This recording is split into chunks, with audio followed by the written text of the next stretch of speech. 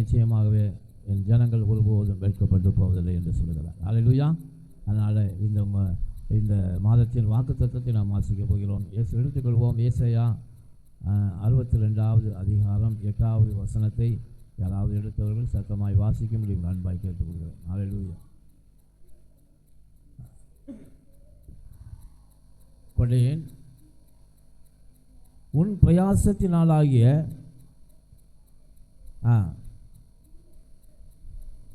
அந்நிய புத்திரர் குடிப்பதுமில்லை என்று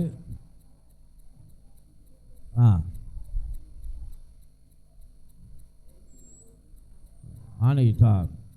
அல்லேலூயா. அல்லேலூயா. கரங்களை தட்டி கர்த்தருக்கு நன்றி செலுத்துவோமா? ஆண்டவர் இந்த அந்த முதலாவது வரியை யாராவது ஒருத்தர் வாசிங்க.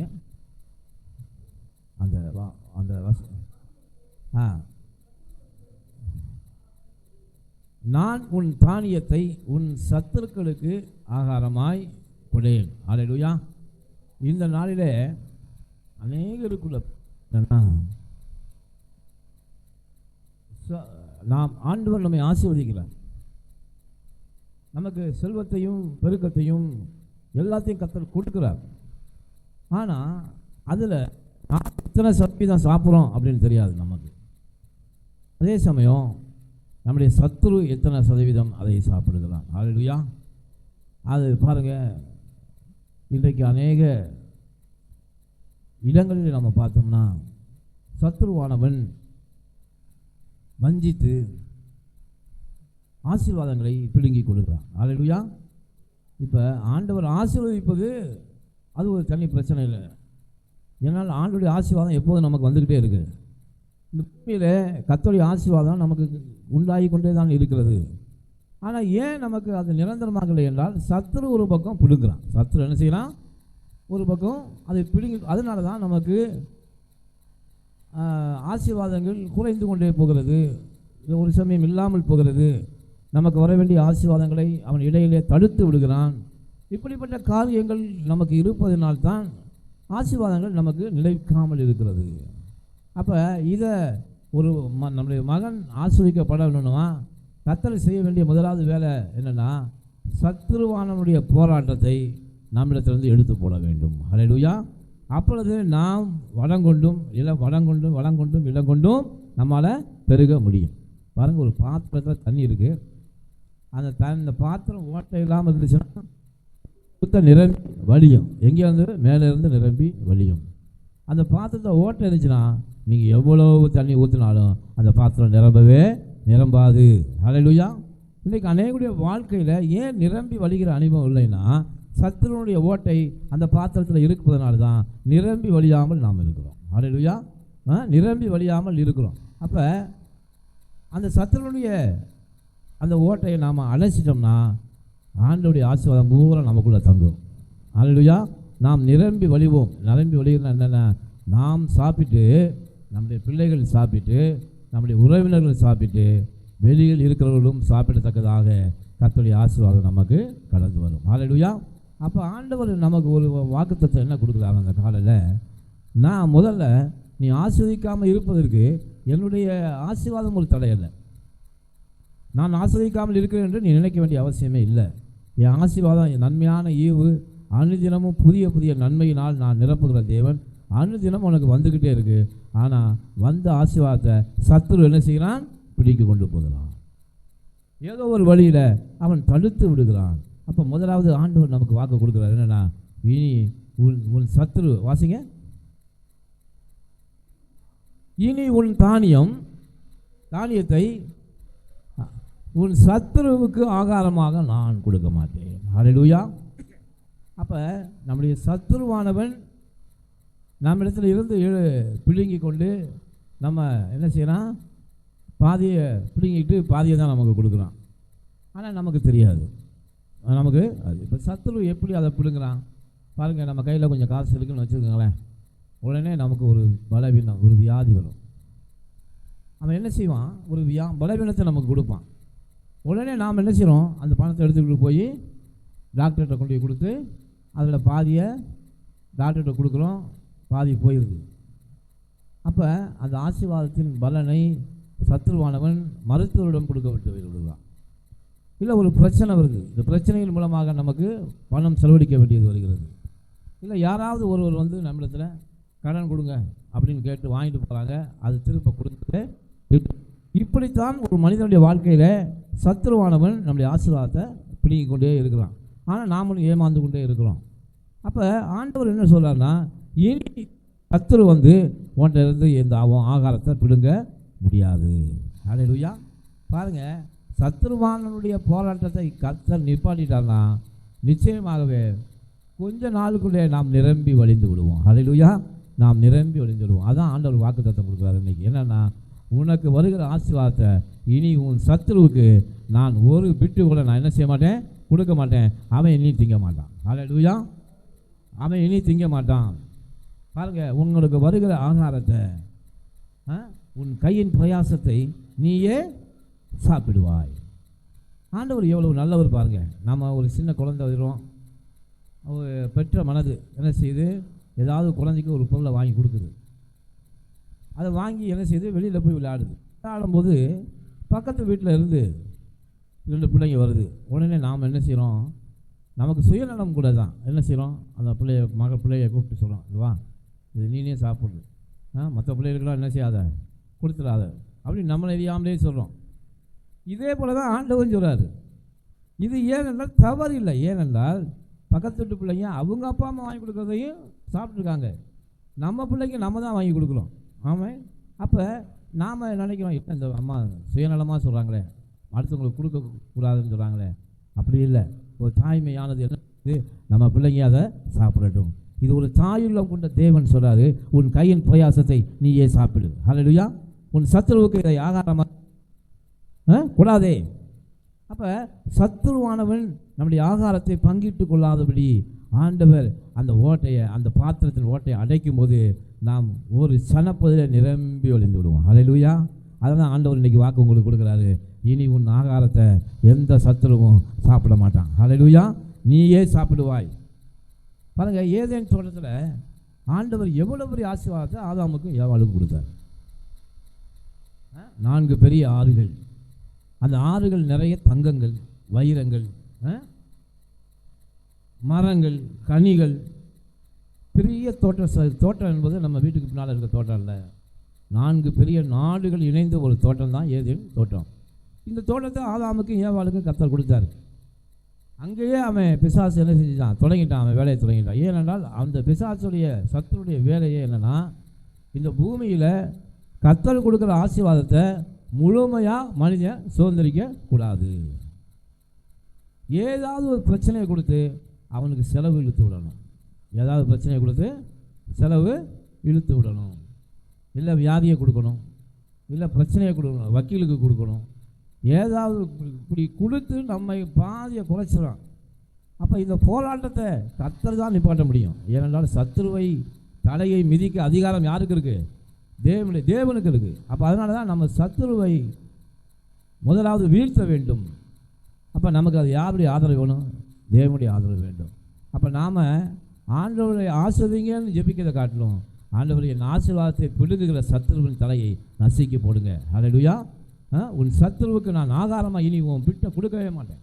ஏனென்றால் நான் உனக்கு கொடுத்த ஆசீர்வாதம்னா உனக்கே உரியது என்று கர்த்தர் சொல்றார். ஹல்லேலூயா. நீயும் உன் பிள்ளைகளும் சாப்பிட்டு திருப்தி அடையும்படி நான் உன்னை ஆசீர்வதிக்கிறேன். அதை போய் சத்துருவுக்கு ஆகாரமாக என்ன செய்யாத, கொடுக்காத என்று கர்த்தர் சொல்லுகிறார். ஹல்லேலூயா. பாருங்கள், ஏதேன் தோட்டத்தில் அவ்வளவு பெரிய அழகான தோட்டத்தை கர்த்தர் கொடுத்தார். பிசாசு என்ன பண்ணா, எப்படியாவது இந்த தோட்டத்தை இவன்கிட்ட வந்து பிடுங்கணும், இவன்கிட்ட வந்து என்ன செய்யணும், பிடுங்கணும். இந்த தோட்டத்தை இவன் அனுபவிக்கக்கூடாது, இந்த தோட்டத்தில் இவன் சந்தோஷமாக இருக்கக்கூடாது, இந்த தோட்டத்தில் அவன் என்ன செய்யக்கூடாது. ஏதேன் தோட்டத்தில் இருக்கும்போது ஆதாமும் ஏவாளுக்கும் எந்த வேலையே இல்லை, என்ன இல்லை, எல்லாமே ஆண்டவர் போஷித்து கொடுத்துருவார். உண்மையான ஒரு மனிதனுடைய ஆசீர்வாதம் கர்த்தர் எந்த நெற்றி வேர்வை நிலத்திலே சிந்தாதபடி, நெற்றி வேர்வை நிலத்தில் சிந்தாதபடி சந்தோஷமாய் அவன் வாழ்ந்து இருக்கும்படி ஆசீர்வதிப்பது தான் ஏதேன் தோட்டத்தின் அனுபவம். ஹல்லேலூயா. ஆண்டவர் அவனை ஆதாமை சபிக்கும் போது என்ன சொல்கிறாருன்னா, இந்த தோட்டத்தை விட்டு துரத்தி இனிமே உன் நெத்தி வெறுவ நிலத்தில் சிந்தினாதான் உனக்கு ஆகாரம் கிடைக்கும். என்ன சொன்னார்? உன் நெத்தி வெறுவ நிலத்தில். அப்போ நீ கடினமாக நீ உழைச்சி தான் உனக்கு கிடைக்கும். ஏனென்றால் ஆண்டவருடைய விருப்பம் என்னென்னா, ஒரு ஏதேன் தோட்டத்தில் தம்முடைய பிள்ளைகளை சந்தோஷமாய் வைத்திருப்பது தான் அவருடைய நோக்கம். ஹல்லேலூயா. அவருடைய நம்மை சந்தோஷமாக வைத்திருப்பதான் நோக்கம். அதான் ஆண்டவர் சொன்னார், கர்த்தர் மேல் என் மேலே உன் பாரத்தை வச்சிரு, நீ சுமக்காத, நீ சந்தோஷமாக இருக்கணும், அதுதான் என்னுடைய விருப்பம். பயப்படாத, உன் கூட இருக்கேன், நீ சந்தோஷமாக இரு, அதுதான் என்னுடைய விருப்பம். அவருடைய விருப்பமே அதுதான். கலங்காதே, திகையாதே, நான் உன் தேவன், உன்னுடைய சுகத்தை தான் நான் விரும்புகிறேன், நீ நல்லா இருக்குன்னு விரும்புகிறேன், சந்தோஷம். அதனால தான் ஏதேன் தோட்டத்தை ஆதாமுக்கு ஏவாளும் கொடுத்து அதில் எந்த குறைவும் இல்லாமல் தேவன் வைத்தார். இன்றைக்கி நம்மையும் கூட கர்த்தர் ஆசீர்வதித்து எந்த குறைவும் இல்லாமல் நம்மை வைத்திருக்கிறார். ஆனால் நமக்கு பிரச்சனை தேவனிடமிருந்து வரல, பிசாசு. ஹல்லேலூயா. எங்கேருந்து வருது? பிசாசிடமிருந்து வருகிறது. அப்போ நமக்கு ஏன் குறைவு உண்டாகிறது? ஏன் நமக்கு வறுமை வருகிறது? ஏன் நமக்கு தரித்திரம் வருகிறது? பிசாசானவன் நம்மிடத்தில் இருப்பதை பாதியை பிடிங்கிட்டான்னா நமக்கு ஏன் இதெல்லாம் வரும். அதனால தான் ஆண்டவர் சொல்றாரு, இனி உன் சத்துருவானவன் உன் ஆகாரத்தை என்ன செய்ய மாட்டான், சாப்பிட மாட்டான். அவனை நான் என்ன செய்கிறேன், உன்னை விட்டு அகற்றி போடுகிறேன். பாருங்க, ஆதாமும் ஏவாளும் சந்தோஷமாக வாழ்ந்துக்கிட்டு இருந்தாங்க. சத்துருவானவன் உள்ளே புகுந்தான். உள்ளே புகுந்து அவங்கள சாகடிக்கலை, கொல்லலை, அவங்கள எதுவுமே செய்யலை. ஆனால் அவன் பார்த்தான், இவன் இவ்வளவு சந்தோஷமாக இருக்காங்களே, இது இருக்கக்கூடாது. நம்ம வாழ்க்கையில் பாருங்கள், நாம் சந்தோஷமாக இருப்பதை யார் தடுக்கிறார்களோ அவர்கள் மூலமாகத்தான் பிசாசு உள்ளே வருகிறார். ஹல்லேலூயா. நம்முடைய சந்தோஷத்தை யார் விரும்பாமல் இருக்கிறார்களோ அவர்கள் மூலமாக பிசாசு கிரியை செய்கிறார். ஹல்லேலூயா. அதனால தான் அவங்க மூலமாக வரலாம். நம்முடைய சமாதானத்தை யார் கெடுக்கிறார்களோ அவர்கள் மூலமாக பிசாசு உள்ளே வர்றான். ஏனென்றால் பிசாசுக்கு என்ன பிடிக்காதுன்னா, ஒரு மனிதன் சந்தோஷமாக இருப்பது பிடிக்காது.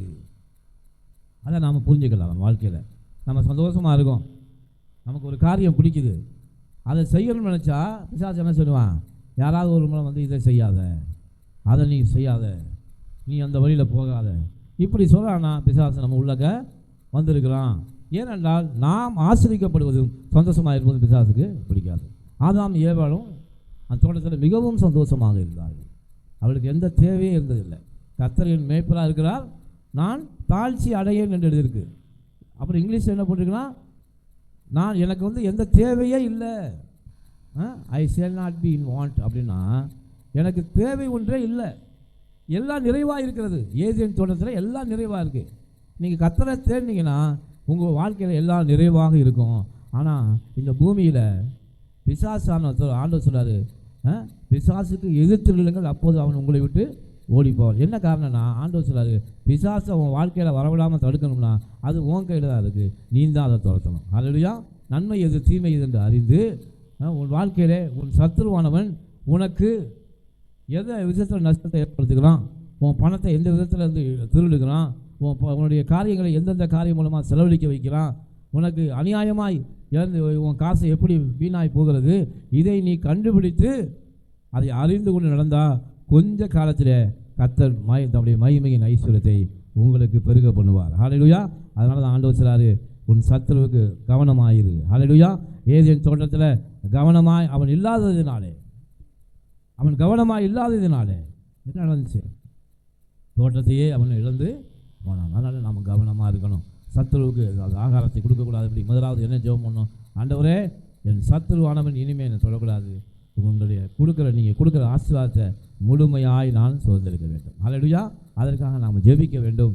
அதற்காக நாம் என்ன செய்யணும், ஆண்டவர்கிட்ட போராடணும். ஆண்டவரே என் சத்துருவானவன் என் ஆகாரத்தை சாப்பிடாதபடி முழுமையாய் ஆசிர்வதிக்கப்பட எனக்கு உதவி செய்யுங்க. அடுத்த வரியை வாசிங்க. உன் பிரயாசத்தினால் ஆகிய அவன் திராட்சரசத்தை அந்நியர் குடிப்பதும் இல்லை, உன் பிரயாசத்தினால் ஆகிய திராட்சரசம். ஹல்லேலூயா. இப்போ பாருங்க, ஆண்டவர் சொல்றாரு, நீ பிரயாசப்பட்டு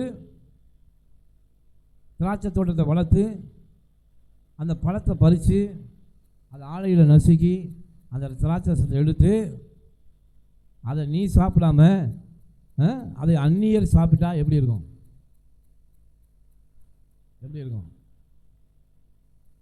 அப்போ ஆண்டவர் என்ன விரும்புகிறாருன்னா, இதெல்லாம் ஆண்டவர் அடுத்தவங்களுக்கு யாரும் உதவி கொடுக்கக்கூடாது அப்படின்னு சொல்கிறாரா? ஆண்டவர் என்ன சொல்கிறாருன்னா, நம்முடைய உறவினர்களுக்கு நமக்கு பிடித்தவர்களுக்கெல்லாம் நீங்கள் கொடுக்கலாம், ஆனால் உன் சத்துருக்கு மட்டும் உன் ஆகாரத்தையும் உன் திராட்சரசத்தையும் நீ என்ன செய்யாத கொடுக்காத என்று கர்த்தர் சொல்லுகிறார். அல்லேலூயா. சத்துருவானவன் என்ன செய்வானா, நாம் கொடுக்கறத வாங்கி அவன் சாப்பிடுவது மாத்திரமல்ல, சத்துருவானவன் என்ன செய்வானா, நமக்கு தெரியாமலேயே நம்முடைய ஆசீர்வாதத்தை திருடுகிறவன் தான் சத்துருவானவன். அல்லேலூயா. நமக்கு தெரியாமலே நம்முடைய ஆசீர்வாதத்தை திருடுகிறவன் யார்? சத்துருவானவன். நாம் தெரிஞ்சு மற்றவங்களுக்கு கொடுக்கறது பிரச்சனை கிடையாது, ஆனால் நமக்கு தெரியாமலே நம்மளை எடுத்து போகிறாம பாருங்க, அவன் தான் சத்துரு. அல்லேலூயா. அவனை மாத்திரம் நீங்கள் கண்டுபிடிச்சிங்கன்னா நீங்கள் தான் உலகத்திலே மிகப்பெரிய கோடீஸ்வரன். அல்லேலூயா. ஆண்டவர் இத்தனை காலமாக நன்மையான ஈவும் பூர்ணமான வரங்களும் உங்களுக்கு வந்துக்கிட்டு தான் இருக்குது. தேவன் பேரில் எந்த குற்றமும் இல்லை. தேவனுடைய பாதுகாப்பும் அவருடைய ஆசீர்வாதமும் அவருடைய வரங்களும் கிருபைகளும் நீங்கள் என்னைக்கு ஆண்டவராக இயேசு கிறிஸ்துவை தெரிந்து கொண்டீர்களோ அன்றிலிருந்து உங்களுக்கு சப்ளை ஆகிக்கொண்டே தான் இருக்கிறது. ஏனென்றால் ஆண்டவர் வாக்கு மாறாதவர். அவர் சொல்லியும் செய்யாதிருப்பாரோ. அவர் மனம் மாற மனிதன் அல்ல. இன்றைக்கி நீ இதை செஞ்சுட்ட அதனால் உனக்கு இதை நான் இன்றைக்கி கொடுக்க வேண்டிய ஆசீர்வாதத்தை நான் நிப்பாட்டுறேன்னு சொல்கிற தேவன் அல்ல. நீ அதை எனக்கு பிரியமில்லாமல் நடந்துட்ட எதனால் உன்னால் நான் ஆசீர்வதிக்க மாட்டேன்னு சொல்கிற தேவன் அல்ல. ஆண்டு தெரிஞ்சுக்குங்க, ஆண்டவருடைய ஆசீர்வாதம் அவரை விசுவாசிக்க எல்லார் மேலும் வந்து கொண்டே தான் இருக்கிறது. அல்லேலூயா. அனுதினமும் புதிய நன்மைகளால் தேவன் நம்மை நிரப்பி கொண்டு தான் இருக்கிறாரு. புதிய திட்டங்களை கொடுத்து கொண்டு தான் இருக்காரு.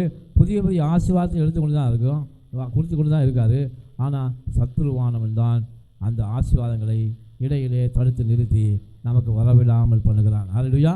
அதனால தான் ஆண்டவர் சொல்றாரு, உன் திராட்சை ரசத்தை இனி அந்நியர் குடிப்பதில்லை. அல்லேலூயா. அதனால் ஏன் இதை ஆண்டவர் சொல்றாரு அப்படின்னா, நாம் ஆண்டவர் கொடுக்குற ஆசீர்வாதத்தை வீணிலே செலவழிக்காதபடி நாம் என்ன செய்யணும், நாமே ஆசீர்வதிக்கப்பட வேண்டும் என்பதுதான் கர்த்தர் இது பேசிக்கிட்டு இருக்கார். அல்லேலூயா. ஏனென்றால் நமக்கு எங்கே ஓட்டை இருக்குன்னு நம்ம கண்டுபிடிச்சோம்னா நம்ம பாத்திரம் நிரம்பி வழிஞ்சிடும். நம்ம பாத்திரம் என்ன செய்யும், நிரம்பி கொஞ்ச காலத்தில் நாம் வந்துடும். அதனால தான் சத்துரு வைத்திருக்கிற அந்த அந்த நம்முடைய ஆகாரத்தை திருடுகிற அந்த வட்டி என்னது என்று நீங்கள் அறிந்து கொள்ள வேண்டும். கர்த்தரை ஜெபிக்கும் போது ஆண்டவர் நமக்கு வாக்குத்தத்தம் கொடுத்துருக்காரு. இந்த மாதத்தில் என்ன சொல்கிறாரு, ஆண்டவரே நான் என்னுடைய கையின் பிரயாசங்கள், நான் கைட்டி சில வேலைகள் எனக்கு இனிமே இந்த மாதத்தில் வீணான செலவு எனக்கு என்ன செய்யக்கூடாது, வரக்கூடாது. ஆஸ்பத்திரி செலவு எனக்கு என்ன செய்யக்கூடாது, வரக்கூடாது. எந்த சத்துரு என்கிட்ட இருக்கிற பணத்தை கேட்டு வாங்கி வீணிலே செலவழிக்கக்கூடாது. என்னுடைய ஆசீர்வாதங்களை இனிமே இந்த சத்துருவானவன் திருடக்கூடாது. என்னோட கர்த்தருடைய ஆசீர்வாதம் ஐஸ்வர்யத்தை கொடுக்கும். அவருடைய ஆசீர்வாதத்தினால கொஞ்ச நாளில் நான் நிரம்பி வழிந்து விடுவேன் என்பதை அறிந்துதான் பிசாசு நம்மளிடத்தில் திருடுகிறான். அல்லேலூயா.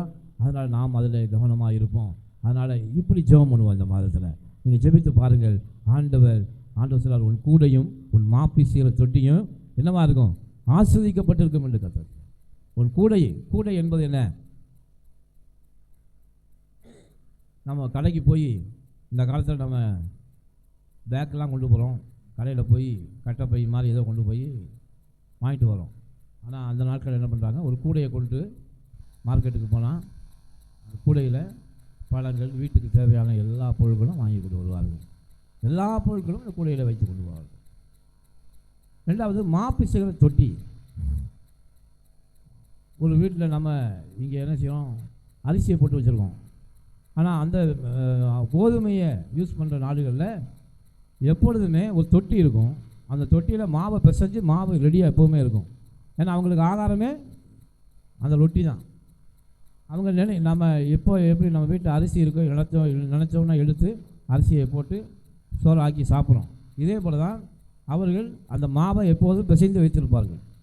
அது பிசைஞ்ச மாவு தேவைன்னா டபக்கில் கொஞ்சம் மாவை எடுத்து பிசைஞ்சு சப்பாத்தியை சுட்டு சாப்பிடுவாங்க.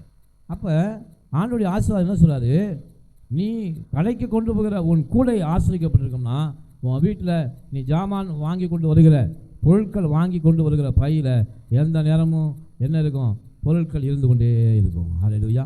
எந்த நேரமும் பொருட்கள் என்ன செய்யும், நிரம்பிக் கொண்டே இருக்கும். நம்ம 2 நாள் கடைக்கு போகலைன்னா நம்ம கடைக்கு கொண்டு போகிற பை எப்படி இருக்கும், ஏதாவது மூலையில் போய் கிடக்கும். ஏன்னா நம்ம யூஸ் பண்ணலை, அது எந்த காய்கறியும் இல்லை. ஆண்டவர் சொல்கிறாரு, நீ வாங்கி கொண்டு வருகிற அந்த கூடை நிரம்பிக்கொண்டே இருக்கும்படி நான் உன்னை ஆசிரிக்க போகிறேன். அதே போல் மா பிசுகிற தொட்டியில் எப்பொழுதும் மா இருந்து கொண்டே இருக்கும். ஹல்லேலூயா. அதனால் உன் ஆகாரத்தின் பலன் இருந்து கொண்டே இருக்கும் என்று கர்த்தர் சொல்றார். ஏனென்றால் ஆண்டவர் என்ன விருப்பம்னா நம்மை ஆசீர்வதித்து உயர்த்துவது தான் அவருடைய விருப்பம். பசி இல்லாமல் சாப்பிட விருப்பம். அதே சமயம் சத்துருவானவனை நம்முடைய வாழ்க்கையிலிருந்து எடுத்து போட்டு முழுமையான ஆசீர்வாதத்தை சுதந்திரிக்கும்படி கர்த்தரினாலே நம்மை ஆசீர்வதித்திருக்கிறார். ஹல்லேலூயா. அந்த அதை வாசிங்க, இன்னொன்று அடுத்த வழியை வாசிங்க. கர்த்தர் தமது வலது கரத்தின் மேலும் ஆணையிட்டார். கர்த்தர் ஆணையிட்டு சொல்றார் பாருங்க. என்ன சொல்றாருன்னா, இனிமே உன் சத்துருவை நான் விட மாட்டேன். உன் கையில் நீ சம்பாதிக்கிற பணத்தை இனிமே சத்துரு தொட மாட்டான். உனக்கு வீணான செலவுகள் இந்த மாதத்தில் வராது என்று ஆண்டவர் என்ன செய்யறார்? அந்த வசனம் சொன்னால் சத்தியம் பண்ணி சொல்றார். ஹல்லேலூயா. அது வலது கரத்தின் மேல் சத்தியம் செய்து சொல்லுகிறார். ஆண்டவர் பேசுகிறார். ஹல்லேலூயா. அதனால் நீ பயப்படாத. இன்றைக்கி அநேகருக்கு அதான் என்ன செலவு வந்துடுமோ, இந்த மாதத்தில் நமக்கு அந்த செலவு இருக்குது, இந்த செலவு இருக்குது, அதை செய்யணும், இதை செய்யணும், நம்மகிட்ட இருப்பதோ கம்மியாக இருக்குது, நாம் என்ன செய்ய போகிறோம் என்று நினைத்து நீங்கள் இந்த மாதத்தில் கவலைப்படாதீங்க. கர்த்தர் நிச்சயமாகவே வீணான செலவுகளை இந்த மாதத்தில் உங்களுக்கு வரவிடவே மாட்டார். கர்த்தர் சத்தியம் என்றார். ஹல்லேலூயா. நான் ஆணையிட்டேன், வீணான செலவுகளுக்கு உன்னை நான் விலைக்கு மீட்பேன் என்று கர்த்தர் சொல்றாரு. ஆண்டவர் பாயிண்ட்டை பிடிச்சிட்டாரு. என்னென்னா, ஏன் பார்க்குறாரு, என் ஆசீர்வாதம் டெய்லி நான் அனுப்பிக்கிட்டு தானே இருக்கேன். வானத்தில் பல கனிகளை திறந்து இடங்களாமல் போக மட்டும் ஆசீர்வாதம் கொடுத்துக்கிட்டு தான் இருக்கேன். ஒவ்வொரு நாளும் புதிய புதிய நன்மையினால் நான் நிரப்பி கொண்டு தான் இருக்கேன். ஆனாலும் இந்த மகள் ஏன் சோர்ந்து போயிருக்கிறான், ஏன் இந்த மகன் புலம்பி கொண்டு இருக்கிறான், ஏன் இந்த மகள் இருக்கான்? அப்போ யோசித்து பார்க்கும்போது தெரியுது, சத்துருவானவன் பின்னாடி என்ன செய்கிறான்? ஆசீர்வாதத்தை திருடிகிட்டே போகிறான், சமாதானத்தை திருடுறான், சந்தோஷத்தை திருடுறான், பொருட்களை திருடி கொண்டு போகிறான். அவங்களை அறியாமலேயே அது போய் கொண்டு இருக்கிறது என்பதை கர்த்தர் கண்டுபிடிச்சிட்டார். அதனால் ஆண்டவர் என்ன வைராக்கியம் கொண்டு நாம் ஒரு காரியத்தை ஒரு மனுஷனுக்கு சொன்னோம்னா, இனிமேல் நான் விடவே மாட்டேன், சத்தியமாக சொல்லையா அப்படின்னு சொல்லி என்ன சொல்லுவோம்? சத்தியமாக சொல்ல, இனிமேல் நான் உனக்கு அதை செய்வேன். இதைத்தான் கர்த்தர் இன்னைக்கு சொல்கிறாரு. சத்தியமாக என்ன செய்வேன்? இனி உன் பாத்திரம் நிரம்பக்கூடாதபடி இருக்கிற எல்லா ஓட்டைகளையும் நான் அழிப்பேன். நீ இந்த மாதத்தில் நிரம்பி வழிய போகிறாய். ஹல்லேலூயா. நீ நினைத்த காரியத்தை சாதிக்க போகிறாய். நான் கொடுக்குற நன்மையினால் திருப்தியாக போகிறாய். உன் கையில் பிரயாசத்தினால் உண்டாகிற ஆசீர்வாதத்தை நீயே சாப்பிட போகிறாய். நீ என் பிள்ளை, நீ ஆசீர்வாதம் இருப்பதை நான் விரும்புகிறேன். தாயின் கற்பத்தில் உன்னை நான் வேறு பிரித்து அழைச்சி என் பிள்ளைன்னு சொல்லி உனக்கு நன்மையை டெய்லி கொடுத்து நான் வளர்த்து வச்சுருந்தா சத்துரு வந்து பின்னாடி வந்து அதை பிடிங்கிட்டு போகிறானா?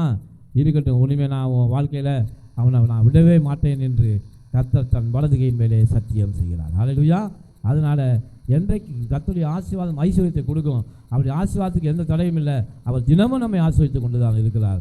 ஆனால் பூமியில் எப்படி ஏதேன் தோட்டத்தை பிசாசு பிடுங்கி கொண்டு போனானோ, அதே போல் ஒவ்வொரு நாளும் நம்ம வாழ்க்கைக்கு ஆசீர்வாதத்தை பிசாசு ஒவ்வொரு ரூபத்தில் பிடுங்கி கொண்டே இருக்கிறான். அதனால தான் நம்ம ஆசிரிக்கப்பட முடியாமல் இருக்கிறோம். ஹல்லேலூயா. அவன் தந்திரம் பண்ணுகிறான், மந்திரம் பண்ணுகிறான், அவன் எப்படியாவது எதையாவது செய்து நம்முடைய ஆசீர்வாதத்தை திருடி கொண்டே இருக்கிறான். அதை நிறுத்திட்டா நாம் கொஞ்ச நாள் ஆசீர்வாதமாக இருக்க போயிடலாம். ஹல்லேலூயா. அதனால் ஆண்டவர் கொடுத்த இந்த வாக்கு தத்தத்தை இதை நீங்கள் இந்த மாதம் முழுவதும் தியானித்து, ஆண்டவரே சத்துருவை எங்களுக்கு நீக்கி ஜெபியுங்கள். நிச்சயமாகவே இந்த மாதத்தில் ஒரு பெரிய மாற்றத்தை நீங்கள் காண்பீங்க. ஹல்லேலூயா. கர்த்தர் கொடுக்குற எல்லா ஆசீர்வாதங்களும் உங்களுக்கு சேரப்போகிறது. அதை வைத்து நீங்கள் நன்மையினால் திருப்தியாக போகிறீர்கள். ஆண்டவர் சொல்றாரு, இனி சத்துருவானவன் உன் குடும்பத்தை இந்த மாதத்தில் தொட முடியாது. பிரச்சனைகள் வராது, எந்த தீமையும் உன்னை அண்டாது, எந்த நெருக்கடிகள் உனக்கு வராது, எந்த குறைவுகள் உனக்கு வராது, தாழ்ச்சி வராது, வறுமை வராது. ஹல்லேலூயா. என் ஊழியக்காரர்கள் புசிப்பார்கள் என்று ஆண்டவர் சொல்றாரு. உலகமோ பசித்திருக்கும், ஆனால் என்னுடைய பிள்ளைகள் புசித்து திருப்தியாக இருப்பார்கள் கர்த்தர் சொல்றார். ஹல்லேலூயா. அதனால் இந்த வாக்குத்தத்தத்தின்படி கர்த்தர் இந்த மாதம் முழுவதும் உங்களை ஆசீர்வதிக்க போகிறார். அதை தியானித்து நீங்கள் இந்த மாதத்திலே ஆசீர்வாதத்தை சுதந்திரியுங்கள். கர்த்தர் பெரிய காரியங்களை செய்வார். கண்களை மூடி ஜெபிப்போம். சர்வ வல்லமையுள்ள ஆண்டவரும் எங்கள் பரலோகத்தின் தேவனுமாகிய நல்ல தேவனே, இந்த கால்வேளை பிள்ளைகளுக்கு நீங்கள் கொடுத்த இந்த வாக்குத்தத்தம் சத்துருவை எடுத்து போடுங்கள். ஆண்டவரே, பிள்ளைகளுடைய வாழ்க்கையில் இவர்கள் எவ்வளவோ கஷ்டப்பட்டு பிரயாசப்பட்டு பணத்தை சம்பாதிக்கிறாங்க. ஆனால் பிசாசு அதை எடுத்து கொண்டு போய் விடுகிறான். அந்த பிசாசின் கரத்தை இந்த இவருடைய ஆசீர்வாதத்திலிருந்து இழுத்து போடுங்க ஆண்டவரே. இவர்கள் நிரம்பி வழிய பண்ணுங்க. என் பாத்திரம் நிரம்பி வழிகிறது என்று சொன்னது போல இவருடைய பாத்திரம் நிரம்பி வழியட்டும் ஆண்டவரே. ஆண்டவரே, ஒவ்வொரு நாளும் நீங்கள் கொடுக்குற ஆசீர்வாதம் எந்த சத்துருவும் இனி அதை பங்கிட்டு கொள்ளாதபடி பிள்ளைகளை நிறைவாய் 100% ஆசீர்வாதத்தை இவர்களுக்கு நீங்கள் கொடுக்கும்படி நான் செபிக்கிறேன் ஆண்டவரே. உங்களுடைய கரங்கள் இந்த பிள்ளைகளை ஒப்புக் கொடுக்கிறேன். இந்த வார்த்தையின் மூலமாக பிள்ளைகளை தேர்ச்சி நீர் அதுக்காக நமக்கு நன்றி செலுத்துகிறோம்.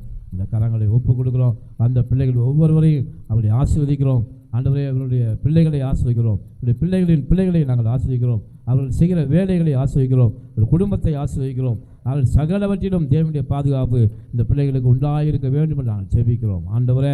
பிள்ளைகளை பெருக பண்ணுங்க, பெருக பண்ணுவேன் என்று வாக்குத்தத்தம் கொடுத்தீங்க. கர்த்தர் பிள்ளைகளை பெருக பண்ணும்படி செபிக்கிறோம். அந்த பிள்ளைகள் ஒவ்வொரு தலையின் மேலும் தேவனுடைய ஆசீர்வாதம் தங்கி இருப்பதாக. கர்த்தர் அப்படியே செய்ததற்காக நன்றி. எல்லா துதியும் கனமும் மகிமையும் ஆண்டவராய்